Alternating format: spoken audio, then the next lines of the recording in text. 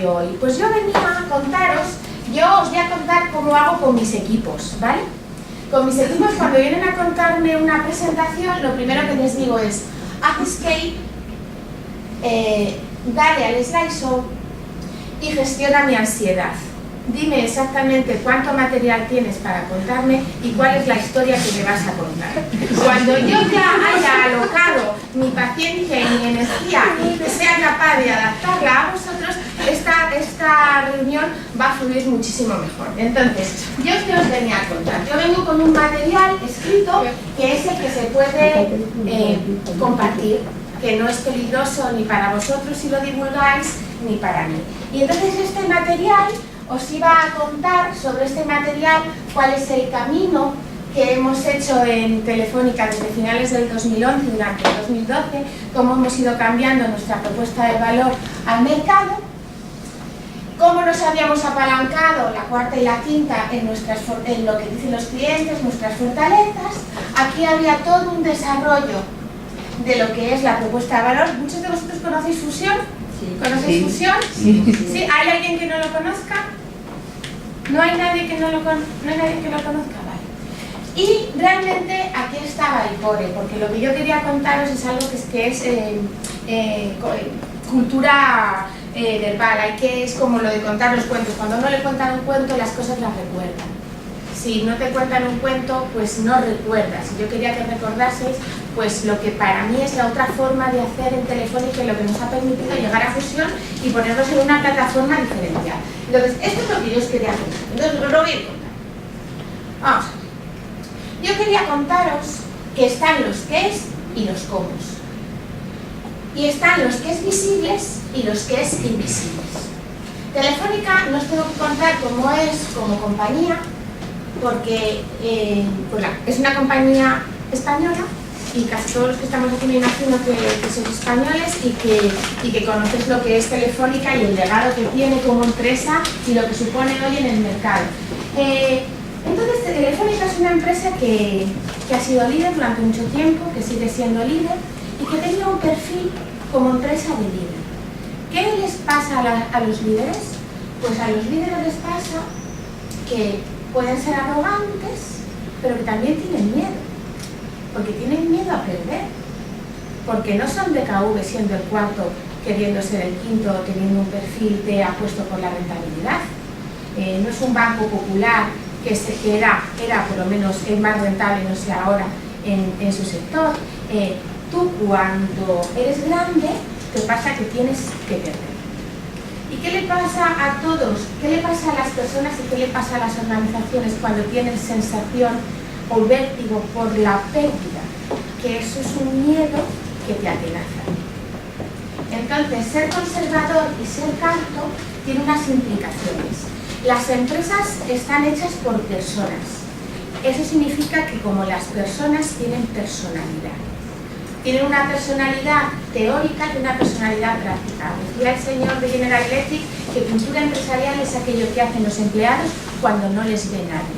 Está la cultura que está escrita en un papel, están los principios, está lo que se publica, están las memorias, está todo eso y luego está el vector resultante de nuestras personalidades y nuestros comportamientos. Entonces, Telefónica sucedía que es una empresa líder, llevaba siendo líder mucho tiempo y tenía un liderazgo con un perfil que yo me atrevería a decir conservador o cauto.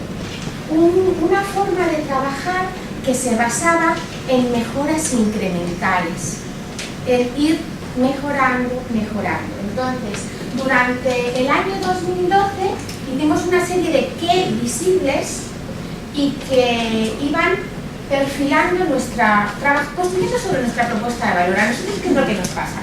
Pues nosotros tenemos ahora mismo un claim comercial que es compartida la vida más, pero Telefónica tiene tal potencia de marca que no deja absolutamente a nadie indiferente. Genera emociones positivas y negativas.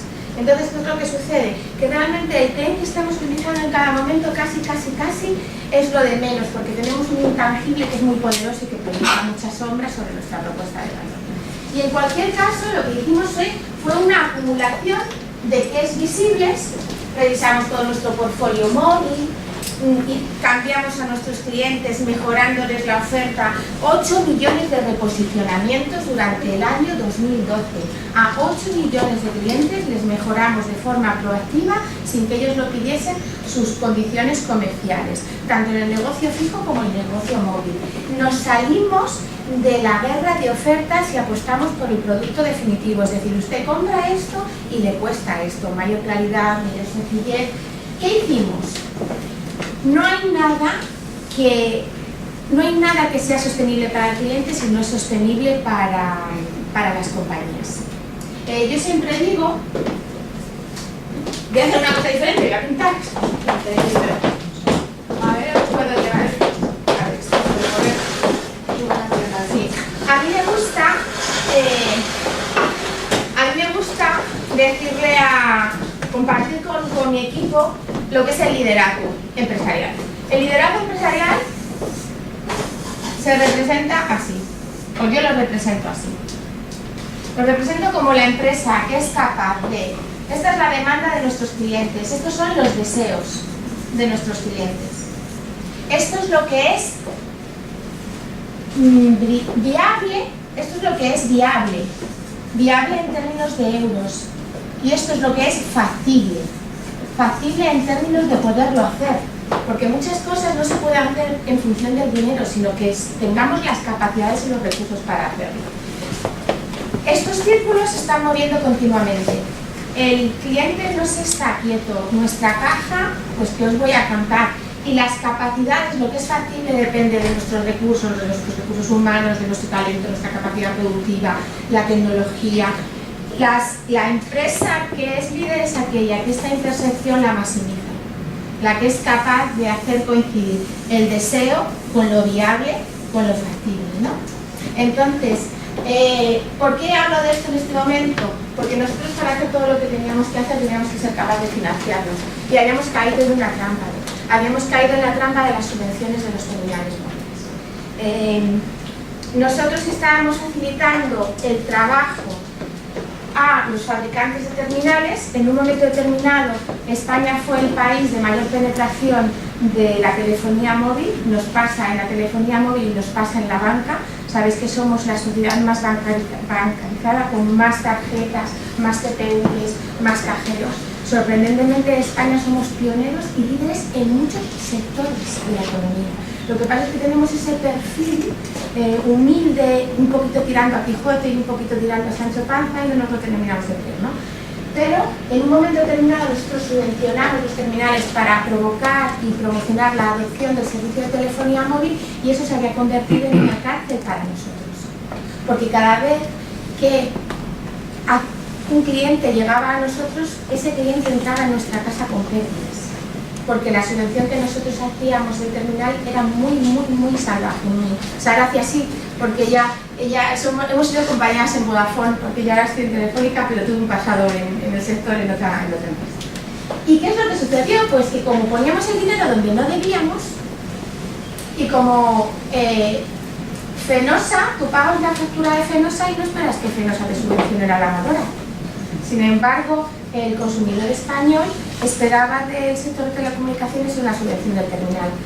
Nos atrevimos a cambiar ese patrón, y gracias a esa eliminación de la subvención del terminal pudimos hacer los reposicionamientos, pudimos abaratar nuestro servicio, pudimos hacer el despliegue y la inversión en red necesaria para dar un buen servicio y la buena prestación. Más cosas que hicimos fue seguir reconociendo que los terminales móviles eran un tema muy importante para los clientes y cambiar. O sea, yo no te lo puedo regalar, pero sí te lo puedo financiar, y sí que puedo hacerme cargo, gracias a mi capacidad de negociación, de los costes de esa financiación. Puedes tener un pago aplazado, puedes acceder, y yo me encargo de esa financiación. Es decir, cambiamos el modelo. Pero estos qués fueron los qués visibles. Y al mismo tiempo lo hicimos durante el año 2012, haciendo lo que todo el mundo dice de fijar los básicos. Es decir, trabajar en la parte higiénica. Y esa parte higiénica es una reducción de más del 60%, ahí está puesto el 50% porque está con los datos de noviembre, pero a final de año acabamos con una reducción de más del 60% del volumen de reclamaciones. Ahora mismo somos el operador que tiene el menor índice de reclamación por planta de cliente. Es decir, para compararnos manzanas, no cogemos nuestro número de reclamaciones con el número de reclamaciones de los competidores, sino que la comparamos en función de la planta. Hemos mejorado muchísimo la puntuación que nos dan los clientes en cada una de las interactuaciones. Cada vez que el cliente interactúa en una tienda, interactúa en el canal online, interactúa en el call center, nosotros le hacemos una encuesta para saber del 0 al 10 cómo evalúa nuestra atención, nuestra capacidad de resolución y cómo de lejos o de cerca estamos en el cumplimiento de sus expectativas. Entonces, hemos hecho los deberes no estudiando el último día, generando unos cimientos y construyendo sobre esas bases. Hemos mejorado la satisfacción de nuestros clientes. Esta mejora parece ridícula, no lo es cuando la pones en contexto, porque el año pasado en telecomunicaciones, no tengo datos de BT, porque esto o sea, que no te sientas aludida, y perdóname, comparándonos con el resto de operadores que trabajan con consumidores, con gran público, todos ellos bajaron en niveles de satisfacción del cliente. Entonces, antes comentabas que lo más importante es compararse. Entonces, estas dos cosas. Tú necesitas la medida absoluta de ti contra ti mismo y necesitas la medida relativa, porque si no, no tienes referencias, te pierdes, te diluyes, ¿no? Entonces, estos fueron los de antes fueron los que es visibles, estos fueron los que invisibles, que no lo cuentas en tu propuesta de valor, pero realmente es lo que sustenta la experiencia, porque lo que hacemos es medir la calidad de las interactuaciones. Somos una empresa de personas trabajando con personas, y no hay propuesta de valor que soporte un contacto antipático, un contacto desagradable, una interactuación negativa. Eso de pues quiéreme menos pero quiéreme mejor, pues tener una propuesta de valor doméstica, pero cumple, sé cálido, sé cercano, empatiza. Eso es lo más difícil de hacer, porque depende de la persona. Bueno, y ahora yo os voy a contar los cómo. ¿Qué es lo radical? ¿Qué es lo que ha pasado en Telefónica España desde finales del 2011? Pues lo que ha pasado en Telefónica España desde finales del 2011 yo lo resumiría en dos obstinaciones. Y quiero utilizar la palabra obstinación, porque obstinación normalmente lo utilizamos con una connotación negativa, porque es la capacidad de ser constante sobre una cuestión. Lo que sucede es que normalmente pensamos que la cuestión tiene una connotación negativa. Pues lo que ha pasado en Telefónica España es que hemos sido obstinados. Yo llevo en la compañía desde el 2007 y lo que la diferencia a la compañía que conocemos desde finales del 2011 para acá, de lo que yo he conocido, es que esta compañía es obstinada. Esta compañía fija un principio y ejecuta. Lo comentabas tú antes, los empleados, pero y las direcciones de la cúpula. Sin las direcciones de la cúpula no hay nada que los empleados puedan hacer para llevar un barco a buen puerto. Esto es como Cristóbal Colón y los marineros. Los marineros sin Colón y Colón sin los marineros. Imposible. Necesitas la visión, necesitas una masa crítica de buenas decisiones y luego necesitas un músculo para ejecutar.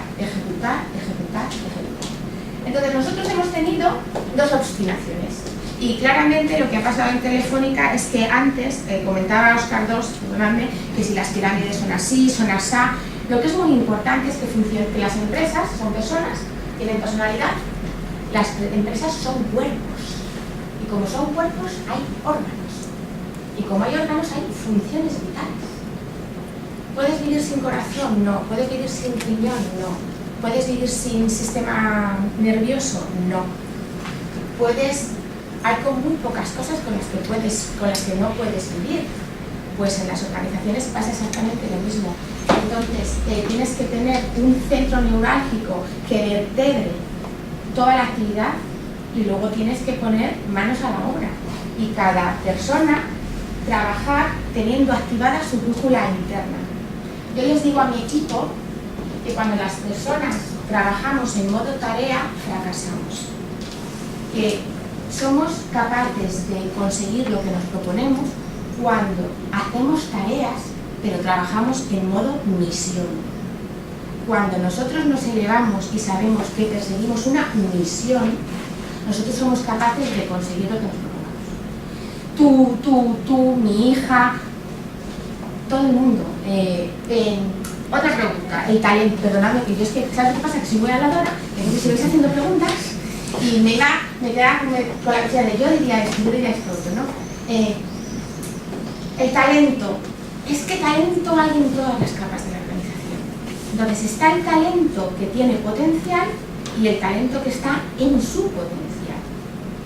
Entonces, en una organización se necesitan absolutamente todos los talentos. ¿Qué haces con todo el mundo con potencial? Pues tienes un corral lleno de gallos. Entonces está muerto. Entonces el tema es el talento que tiene que crecer, que crezca y llegue a su nivel máximo de incompetencia, que eso ya lo decía aquel, que todos llegamos hasta donde ya no seríamos capaces de dar el siguiente paso porque no llegamos, y luego todos los demás en su sitio, siendo conscientes de que tienen una misión. ¿Os sabéis lo de la catedral? ¿Sabéis las tres personas que están picando piedra? ¿Eso lo sabéis? Algunos sí, otros no. Pues eso es muy bueno, yo siempre lo cuento para contar la diferencia entre tarea y misión. 3 obreros picando piedra. Se pasa una persona y pregunta, ¿qué hace usted? Pues mire, aquí picando piedra. Va el siguiente obrero. ¿Usted qué hace? Levantando una pared. Siguiente obrero. ¿Usted qué hace? Levantando una pared. Esta persona están haciendo la misma tarea, una persona tiene una tarea, otra persona es capaz de elevarse a la función y otra persona trabaja con misión, ¿no? Pues entonces, os me doy unas cuestiones. Entonces, bueno, pues os volví al tema. Dos obstinaciones. Un liderazgo muy claro desde arriba, un comité de dirección unido como un solo cuerpo, y 2 obstinaciones. La primera tiene que ver con el mercado, la primera tiene que ver con los clientes, la segunda tiene que ver con las personas, con los empleados. La primera, Telefónica podía darle a los clientes lo que los clientes pedían. Y éramos sordos, no éramos capaces de romper unas creencias limitantes que nosotros tenemos en nuestras cabezas, que las tenemos todos, cada uno en su negocio. ¿Por qué? Porque uno siempre piensa que la demanda del cliente es infinita y que nuestros recursos son escasos y que no vamos a poder ser capaces de darle al cliente lo que quiere. Y entonces lo que sucedió es que dijimos que nosotros estamos totalmente preparados para darle al cliente lo que el cliente necesita, porque estamos preparados y si no estamos nosotros, no está nadie. Entonces tenemos una responsabilidad para ser capaces de adecuar el deseo del cliente con lo que yo puedo hacer y con lo que yo puedo hacer diario. Escuchábamos a los clientes, todos vosotros hacéis encuestas, a que todos hacéis investigación de mercado. Y no os frustra, porque casi nada de lo que los clientes nos piden lo podemos hacer. Porque siempre cuesta mucho, porque no tenemos los recursos, porque pues es que realmente sí lo podemos hacer. Porque hay que cambiar de palabras. En vez de vivir en el es que, hay que vivir en el hay que. Entonces cambias una palabra, te fuerzas, y eso es como como los antiguos cuando iban a tomar una tierra y quemaban las naves para que no te pudieses ir para atrás, porque cuando solamente puedes ir hacia adelante, sucede que llegas a adelante. Entonces nuestros clientes nos decían, en un 80%, que consideraban muy importante tener todos los servicios con un único operador. Nosotros lo podíamos hacer. Decían que buscaban ahorro y predictibilidad del gasto con una oferta conjunta. Los clientes estaban cansados del mercadeo de las promociones. Querían predictibilidad. Y luego nos decían que, fijaros, en un 75% preferían una mejor tarifa aunque tuviesen que pagar el terminal. Nosotros podíamos hacer fusión desde mucho tiempo antes de que lo hiciésemos. Y estábamos ciegos. El autor del Principito, yo no sé francés y no sé cómo se pronuncia, perdonadme, Saint-Exupéry o algo similar, decía que lo esencial es invisible a los ojos. Y qué verdad que era, que lo teníamos delante y no lo estábamos viendo. Después de hacer fusión, algunos nos sentíamos como tontos, porque llevábamos ya mucho tiempo pudiendo hacer eso. Estoy absolutamente convencida de que eso pasa igual en todas nuestras organizaciones. Entonces, pues lo único que hicimos fue lo de siempre. Pues tiramos de técnica, que si DAFO, que si esto, que si lo otro, que si nuestras fortalezas, que si nuestras debilidades, que si cómo hacemos el go-to-market.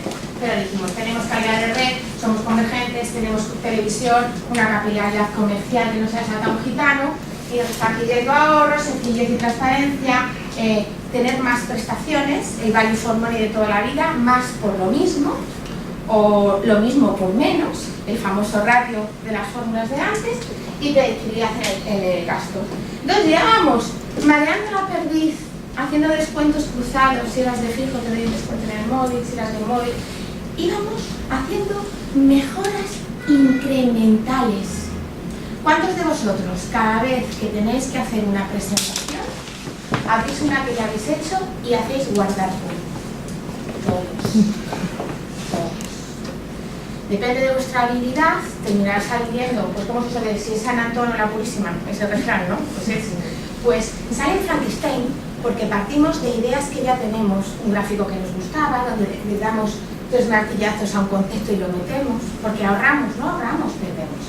Yo os invito a que la próxima vez que tengáis que hacer una presentación, en vez de hacer salvar como, hagáis nuevo, archivo nuevo, y una hoja en blanco. Os vais a sorprender de lo lejos que podéis llegar, aunque sin perder tiempo, ¿no? Bueno, pues entonces lo teníamos delante y no lo veíamos, y lo hicimos. Y entonces, pues aquí viene la parte de la presentación donde yo os cuento fusión. No sé si queréis que haga trabajo comercial, si alguno tiene interés, y queréis que os explique cualquier cosa, también soy comercial en mis ratos libres. Entonces, si tenéis fibra en casa, no tengo hecho aquello que pones tu nombre y tu dirección de mail, pero Teresa la tiene. Entonces, si estáis interesados, si queréis dudas, lo bueno es que yo no tengo objetivos de venta, con lo cual os voy a contar lo que realmente piense que es adecuado para vosotros. Si tenéis dudas comerciales, no dudéis en comentármelo luego. Entonces, ¿qué fuimos capaces de parir?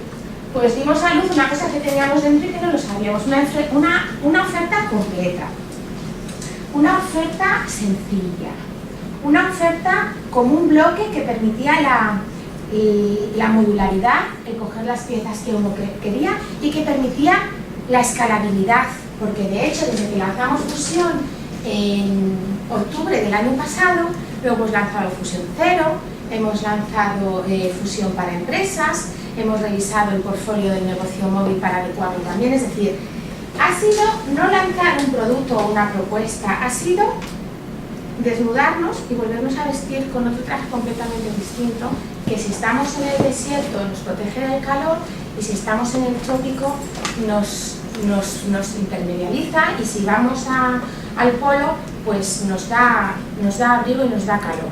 Entonces realmente es como que hemos encontrado nuestra piel, ¿cómo? Rompiendo con las mejoras incrementales, atreviéndonos a siendo los líderes, ser retadores.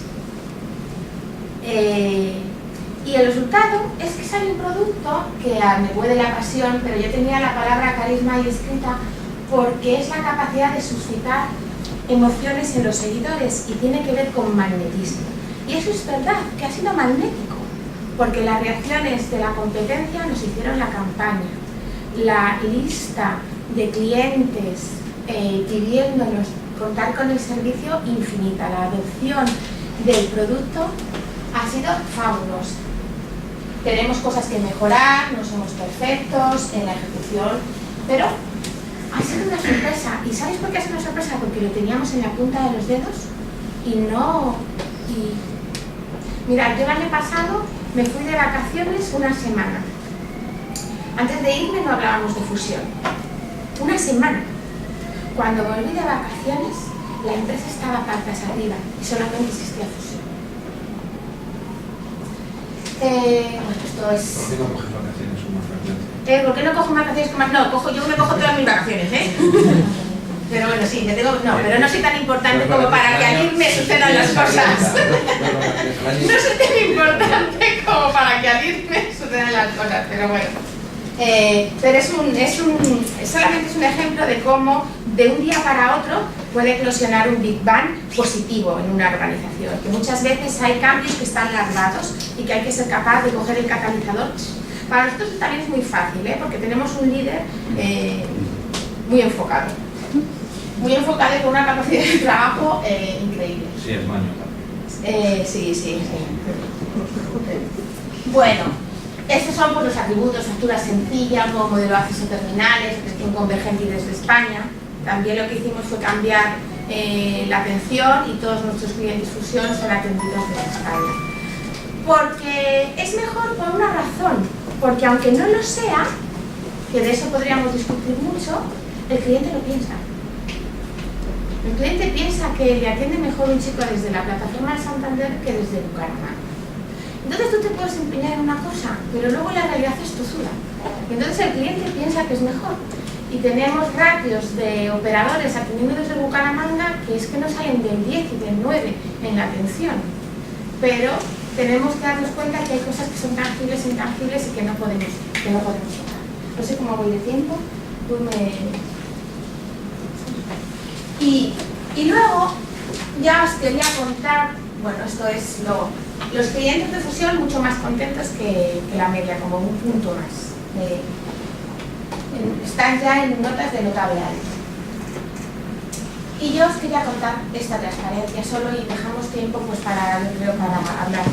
Voy a leer las notas, aunque las notas me las han despejado. Os decía dos obstinaciones. La primera obstinación era ser realmente conscientes con todo nuestro cuerpo, con cada poro, que sí somos capaces de hacer lo que tenemos que hacer en cada momento. Que esto va de creer. Y luego la segunda obstinación tenía que ver con hacia adentro. Pues un estilo de gestión. Somos distintos en Telefónica España siendo los mismos. Yo miro a mis compañeros y son los mismos que hace 6 años. Los mismos, algunos menos. Como en casi todas las empresas, pero son los mismos. Entonces, ¿qué es lo que ha pasado? Pues lo que ha pasado es que había una obstinación que era ser radicales, talibanes en la simplificación. Muerte a lo complejo. Y muerte también, esto ya es, la simplificación es una cosa que si tú vas a Telefónica España, todo el mundo tiene muy claros los conceptos: simplificar y generar know-how interno, control de la ejecución, saber lo que está pasando en la casa. No significa saber lo que está haciendo un colaborador, significa controlar el detalle de cómo se realiza la ejecución, porque la ejecución se realiza sí o sí, las cosas pasan sí o sí. Entonces, o como gestores definimos cómo pasan las cosas, o las cosas pasan como ellas quieren, que es aleatorio, y normalmente no pasan a favor de la empresa. Normalmente, cuando las cosas pasan, pues pasan a su ser, a su cuerpo, entonces no consigues los objetivos. ¿Cuántos planes magníficos y cuántas visiones elevadísimas se destrozan por una mala ejecución, por una ejecución pésima? Entonces, ¿en qué ha consistido la segunda obstinación? La segunda obstinación es que nos hemos dejado de rituales de gestión caducos. Me voy a explicar. ¿Qué son los rituales de gestión caducos? Pues no voy a decir nombres, porque no tienen que ver con la ortodoxia, no tienen que ver con nombres y apellidos de método, tienen que ver con actitudes de su empresa. Tienen que ver con cómo eres y cómo te presentas. Nos pasa, yo tenía una jefa, bueno, de Telefónica, que es la persona que me contrató, que me decía, una chica lista de la vida. No sé si entendéis, o sea, si soy capaz de explicar el concepto, ¿no? Lista de la vida. Y me decía, a mí me vais a explicar.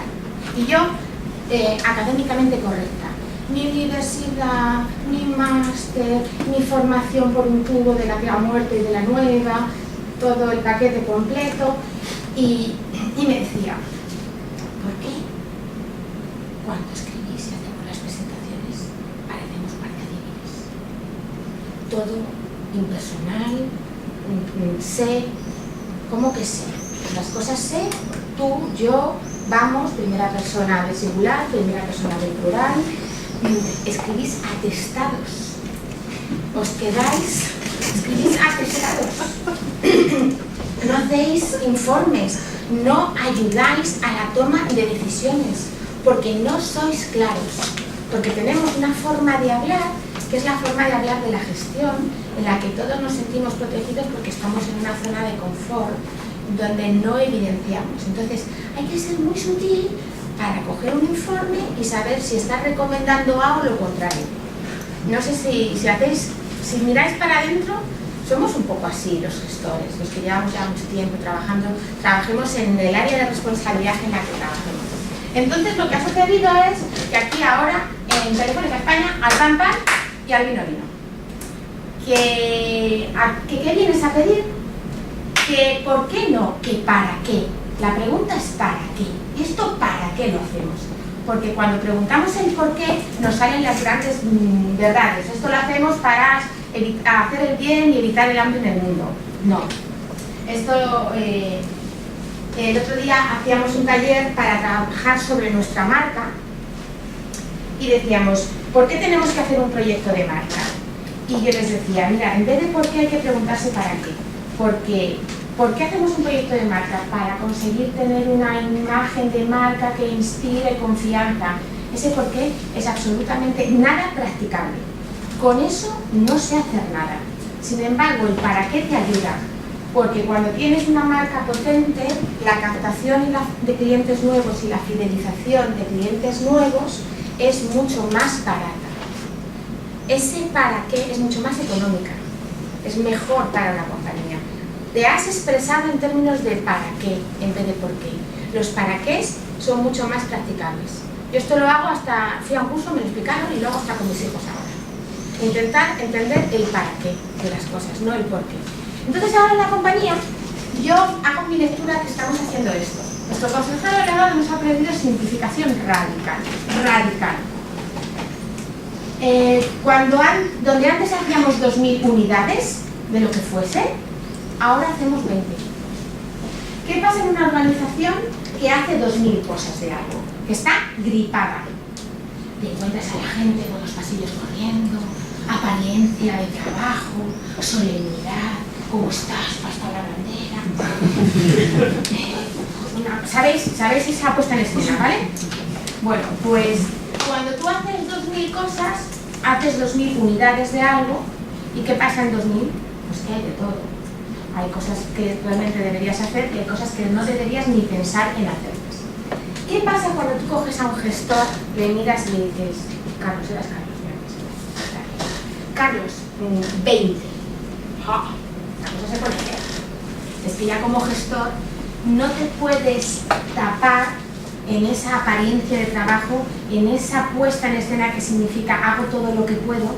El que hace todo lo que puede no está obligado a dar más, porque es que tengo que hacer 2000. Porque cuando tú a una persona le pides que haga 2000, es una tarea titánica. Y entonces estás llevándole directamente al fracaso. No lo va a hacer. Y va a tener él la justificación para hacerlo y tú la justificación para que cuando no lo haga no pase nada. Entonces en la compañía, aparte de hacer fusión, lo que ha pasado es que ya no funcionamos así. Cada uno tiene que saber las dos cosas que tiene que hacer. Y esas dos cosas las tenemos que hacer y nos tienen que quedar como los chorros del oro, o sea, perfectas, niqueladas. Entonces esto es lo que ha pasado, que somos un bosque que antes no se veía. Y lo que ha pasado es que nos han talado. Cada árbol, cada unidad de gestión, cada gestor, nos hemos quedado en el chasis. Ya no hay vergüenzas, ya se te ve la celulitis, se te ve lo que no funciona bien, también se te ve lo que va bien y hay un nivel de propiedad, hay un nivel de responsabilidad grandísimo. Porque ya nos hemos quitado el maquillaje, nos hemos quitado todo y nos hemos quedado tal y como somos. Y tal y como somos suele suceder que somos mejores que con el maquillaje, la solemnidad y ese aspecto. Entonces, siguiendo Sophie, una cosa no está perfecta, como regla de diseño, algo no está perfecto no hasta que no queda nada por añadir, sino hasta que no queda nada por quitar. Entonces, dos obstinaciones. Puedes darle al mercado lo que el mercado necesita. Y está dentro de nosotros el encontrarlo. Y la segunda obstinación es la de la simplificación radical, que hace que mejore tu eficiencia, que seas más productivo, que tengas control de la ejecución, que realmente el cuadrante de lo urgente, lo importante, lo delegable, eso ya va solo, se convierte en ADN. Que si un gerente, si un jefe de producto puede hablar de tú a tú con un consejero delegado, lo que sucede luego es que habla con la misma cercanía y creyéndoselo con un cliente. Es imposible, tenía mucha razón Óscar, es imposible entregar a clientes si no entregas a clientes. Y es imposible hacer esto si los que mandan no se lo creen. Si los que mandan no se lo creen y si los que mandan no lo practican y si los que mandan no lo viven, lo inspiran y lo transpiran, las cosas no suceden. Y por ahora a nosotros nos está saliendo. Tenemos muy claro que tenemos una responsabilidad como Telefónica España con Telefónica y tenemos muy claro que tenemos una responsabilidad con el país por ser el tipo de empresa que somos. Y nada más, os quiero dar las gracias.